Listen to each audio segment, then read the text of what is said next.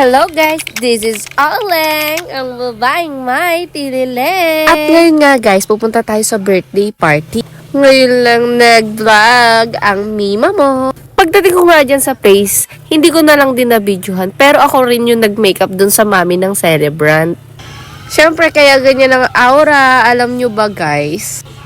Ako lang naman ang MC dyan. Pero hindi ko na masyado ila-elaborate yung mga aking sinabi-sabi dyan. Habang nga ako yung nagdadaldal ay sila na may pababa. Sila ang ating guest of honors for today. And first birthday yung anak ko naman. Tingnan mo na sa gidli-gidli. And shoutout nga pala sa labi-dabi ko na nagbibideo dyan.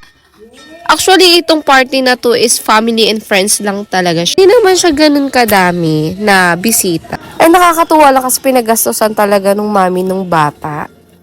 Kaya lang din naman ako na-video. Natutuwa kay Mami Joy kasi pinaghandaan niya talaga. Wala na rin kasi siya talagang katuwang sa buhay.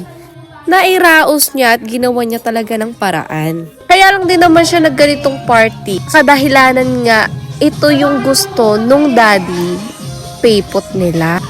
And hindi ko na rin na-videohan na iyak nga siya niyan habang pinapakilala ko siya niya. Talaga siya dyan, pero as of now, masaya na siya kasi nga, dahil natupad yung wish nila or plano nila ni Daddy Pipot. Actually, ang saya din naman itong party pero may ilang hindi magandang nangyayari. But still, nairaos naman yung party. And yun lang naman, sobrang saya naman dyan. At sobrang saya ng feeling ko dyan, syempre. Actually, hindi lang naman ito yung first birthday party na nag-MC ako. Nag-MC naman talaga ako, pero hindi ko naman to talaga priority. Huminto lang din ako kasi nadala ako. Meron kasi nangyari sa akin. Sobrang trauma girl.